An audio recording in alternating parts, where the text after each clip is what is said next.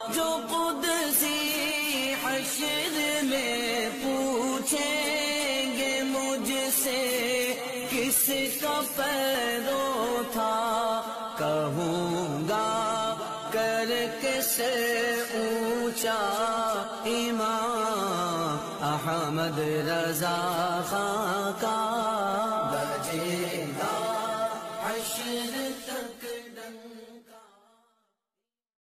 اللہ وبرکاتہ۔ نحمده ونصلي ونسلم على رسوله الكريم، اما بعد، فاعوذ بالله من الشيطان الرجيم۔ ان الله وملائكته يصلون على النبي يا ايها الذين امنوا صلوا عليه وسلموا تسليما، صلی اللہ تعالی علی النبی الامی وآلہ صلی اللہ تعالی علیہ وسلم، صلاۃ و سلاما علیک یا رسول اللہ صلی اللہ تعالی علیہ وسلم۔ حاضرین محفل، آج درس کے ساتھ ساتھ مرحومہ مغفورہ محترمہ حجیانی حوا بائی کے ایصالی ثواب کی مجلس بھی ہے، اللہ تعالیٰ ان کی ہم سب کی مغفرت فرمائے۔ قصیدہ سلامیہ میں اس سے پہلے سید الشہداء سیدنا امام حسین رضی اللہ تعالیٰ عنہ کا ذکر ہوا اور ان پر سلام کا ہدیہ اور تحفہ پیش کیا گیا۔ اب یہاں سے رسول اعظم صلی اللہ علیہ وسلم کی ازواج مطہرات اور ہم سب اہل ایمان کی مائیں، ان کی بارگاہ میں اعلیٰ حضرت رضی اللہ تعالی عنہ نے صلاۃ و سلام کا تحفہ پیش کیا ہے۔ فرماتے ہیں، اہل اسلام کی مادران شفیق، اہل اسلام کی مادران شفیق یعنی مسلمانوں کی مہربان مائیں، بانوان طہارت پہ لاکھوں سلام۔ بانو ہوتا ہے بیویاں اور طہارت مانے پاکیزہ، تو ہماری تو وہ مائیں ہیں، تمام مسلمانوں کی وہ مائیں ہیں، لیکن رسول اعظم صلی اللہ علیہ وسلم کی ازواج ہیں، ہم بولتے ہیں ازواج مطہرات، پاکیزہ بیویاں رسول اعظم کی۔ تو یہاں فرمایا بانوان طہارت، جس کا مطلب بھی یہی ہوتا ہے پاکیزہ بیویاں، تو ہماری اور آپ کی تو وہ مہربان مائیں ہیں اور رسول اعظم کی پاکیزہ بیویاں ہیں، ان پر لاکھوں سلام ہو۔ اور فرمایا آگے 122 شعر نمبر اور 123، جلوہ گیان بیت الشرف پر درود، پردہ گیان عفت پہ لاکھوں سلام۔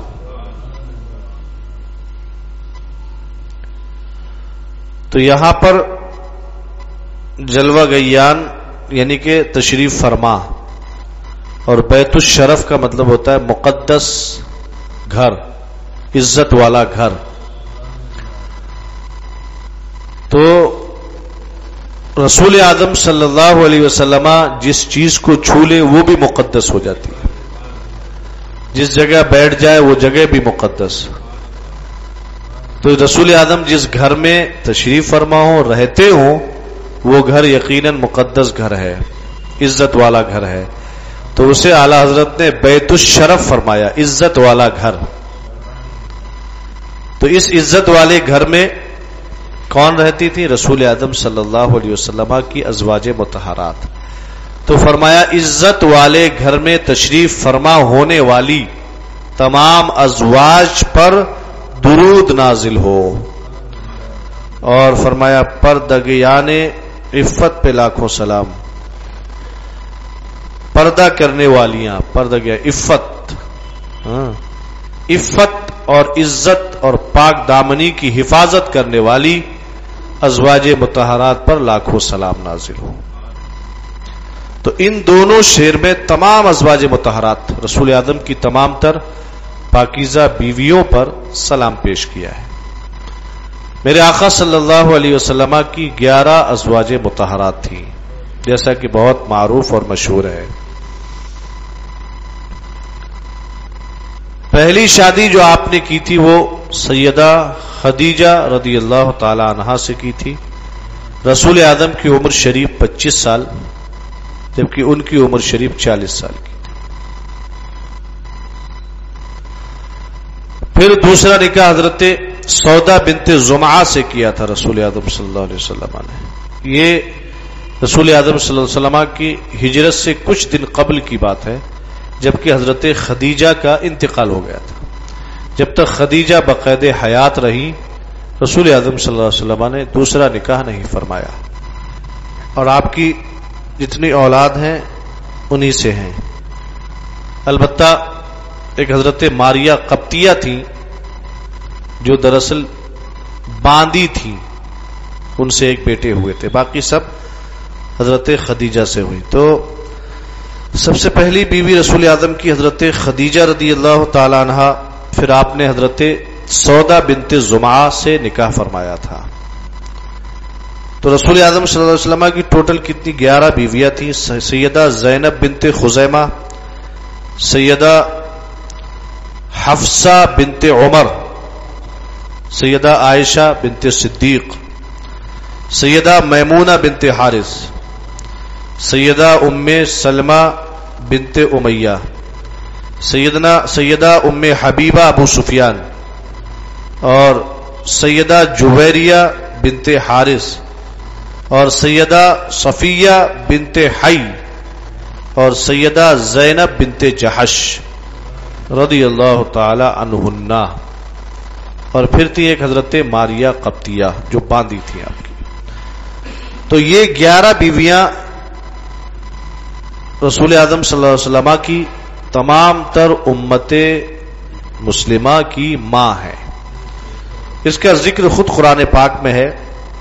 اللہ تعالیٰ فرماتا ہے النبی اولا بالمؤمنین من انفسہم وازواجہ امہاتہم، اور نبی اکرم صلی اللہ علیہ وسلم مومنوں کی جانوں سے بھی زیادہ قریب ہیں۔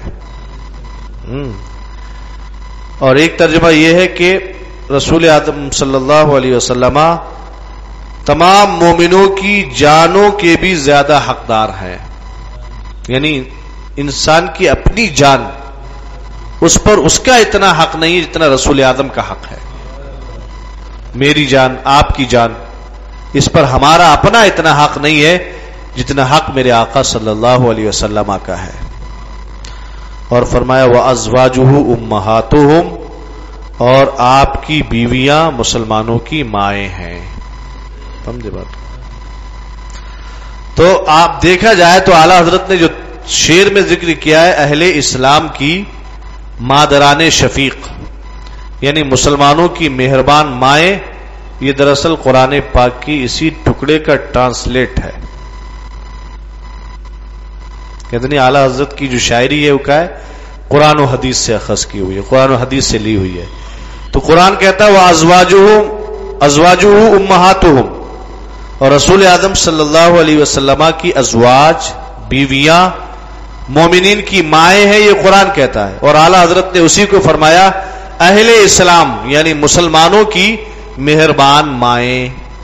تو قرآن کے اس ٹکڑے کا ترجمہ اعلی حضرت نے اپنے شعر میں پیش کیا ہے۔ اب دوسری چیز یہ کہ رسول اعظم صلی اللہ تعالی علیہ وسلم مومنین کی جانوں سے زیادہ حقدار ہیں، یعنی مومن کی ان کی جان سے زیادہ مصطفیٰ جان رحمت کا ان پر حق ہے۔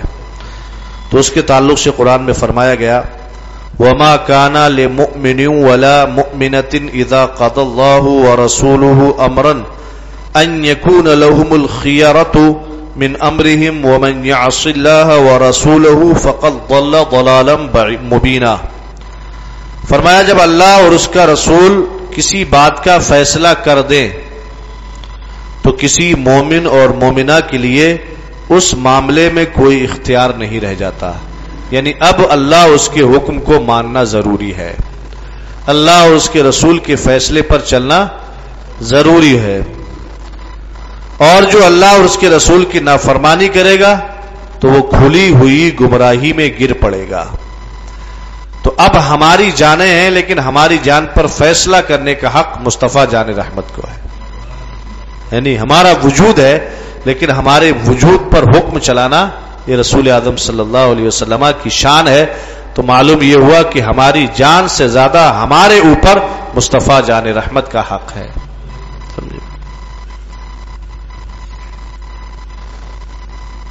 فرمایا اس آیت سے معلوم ہوا کہ اللہ اور اس کا رسول صلی اللہ علیہ وسلم مومنوں کی جان کے مالک ہیں۔ اس سے بڑھ کر کیا ملکیت ہوگی کہ مومن اپنا فیصلہ از خود نہیں کر سکتا، بلکہ اس پر ہر قسم کے معاملات میں مصطفیٰ جان رحمت کی شریعت کی رہنمائی ضروری ہے۔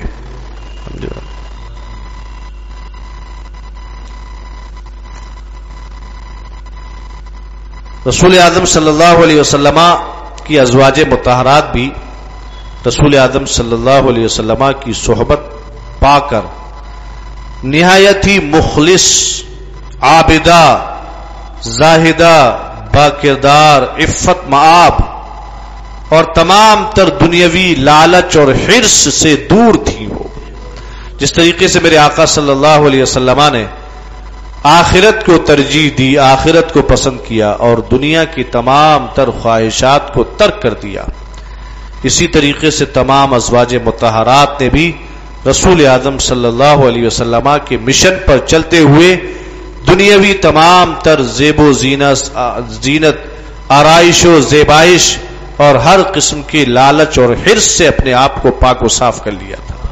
سمجھے بات؟ سیدہ عائشہ صدیقہ رضی اللہ تعالی عنہا کا بیان ہے کہ ہمارے چولہوں میں مہینہ مہینہ آگ نہیں جلتی تھی اور پانی اور کھجور پر گزارا کیا کرتے تھے۔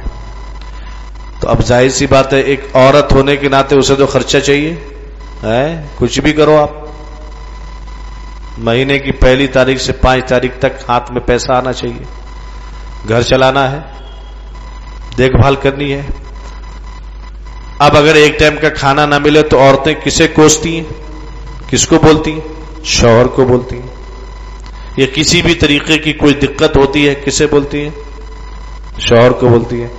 لیکن ازواج مطہرات کی یہ شان تھی کہ جیسے رسول اعظم صلی اللہ علیہ وسلم رہتے تھے اسی پر اکتفا کرتی تھی۔ مہینہ گزر جائے، چولہا نہ جلے، لیکن کبھی حرف شکایت زبان پر نہیں لاتی تھی۔ انہوں نے بھی آخرت ہی کو چن لیا تھا، آخرت ہی کو پسند کر لیا تھا، دنیا میں بس اس طور پر کہ صد رمق جان بچنے کے لیے اگر کچھ مل جاتا ہے تو اسی پر وہ صبر کیا کرتی تھی۔ تو یہ فرمایا پانی اور کھجور پر گزارا ہوتا تھا، تو یہ صبر تھا، اور ساتھ ہی ساتھ رسول اعظم صلی اللہ علیہ وسلم کی صحبت کہ انہوں نے ہر محاذ اور ہر میدان میں آخرت ہی کو منتخب کر لیا تھا اور دنیا کو بس ضرورت بھر ہی لینے کی کوشش کی تھی۔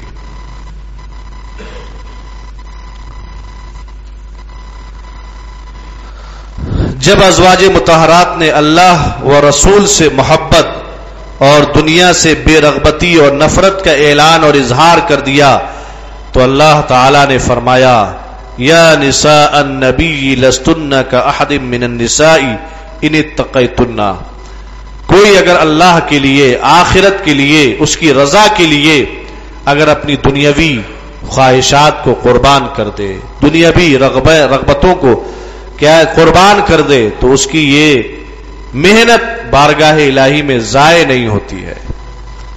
جب ازواج مطہرات نے بھی آخرت کو چن لیا، رسول اعظم کی محبت پہ ہر چیز کو قربان کر دیا، یہاں تک کہ فاقے پر فاقے بھی کیے، بھوکی بھی رہی، لیکن رسول اعظم صلی اللہ علیہ وسلم سے سچی محبت ان کی قائم رہی۔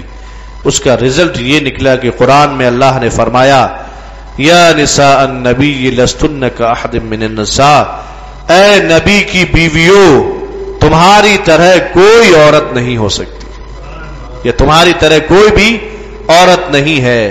سمجھے بات؟ فرمایا اگر تم یہی تقوی اختیار کیے رکھو تو تم زمانے کی عورتوں میں سب سے بے مثل و مثال عورتیں ہو. تو یہ محبت، قربانی، ایثار کا نتیجہ تھا جو بارگاہ رب سے انہیں عطا کیا گیا.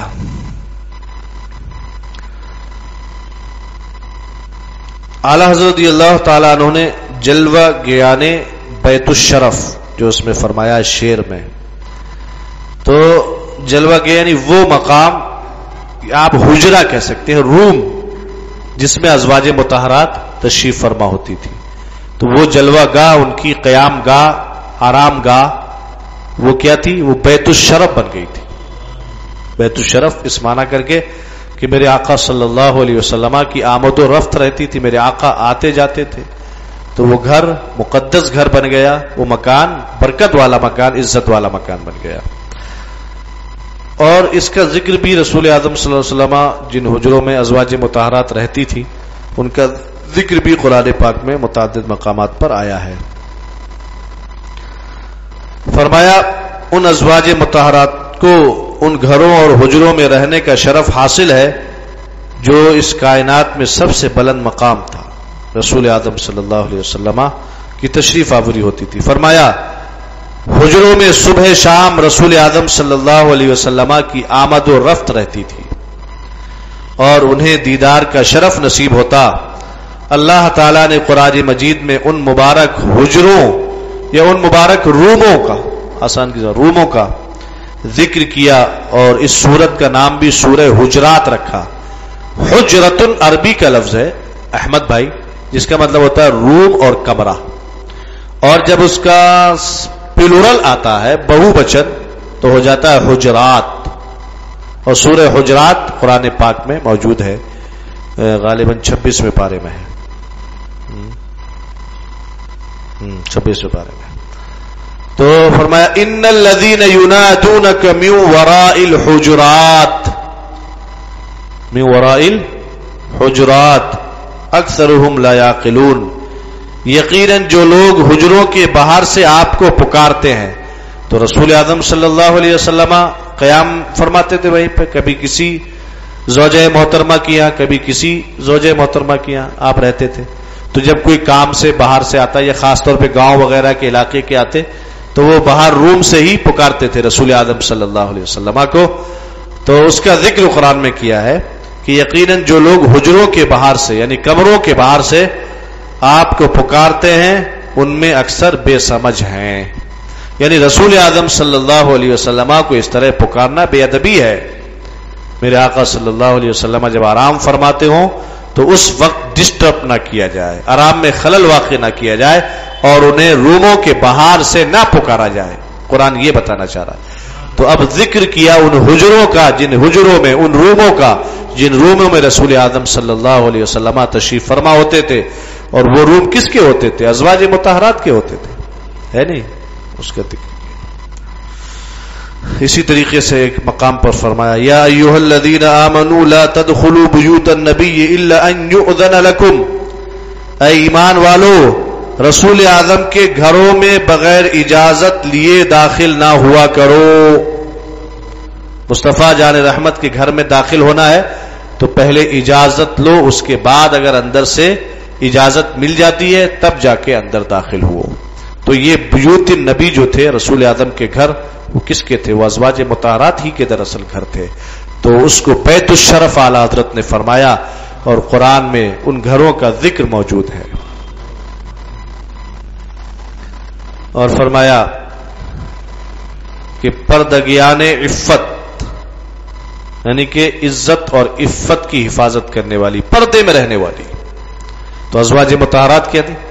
پردے میں رہنے والی. بلکہ پردے کا سہارا، پردے کا حکم بھی ہمیں انہی ازواج مطہرات کے صدقے میں ملا ہے.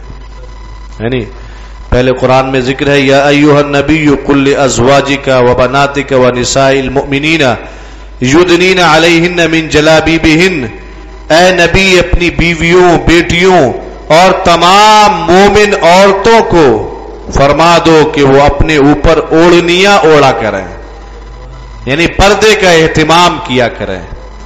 تو رسول اعظم صلی اللہ علیہ وسلم کی ازواج مطہرات کو حکم ملا بنات طیبات کو حکم ملا اور اس کے ذریعے سے تمام مومنین عورتوں کو حکم دیا گیا ہے.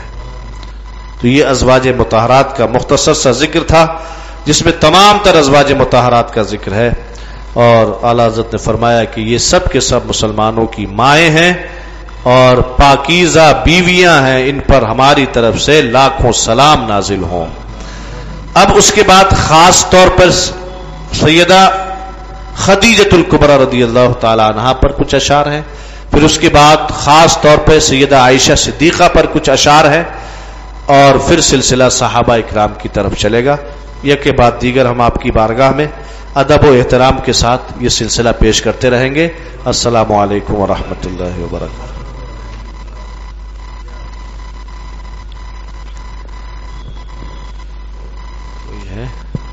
کوئی نہیں ہے تو ہم ہیں یا رسول اللہ.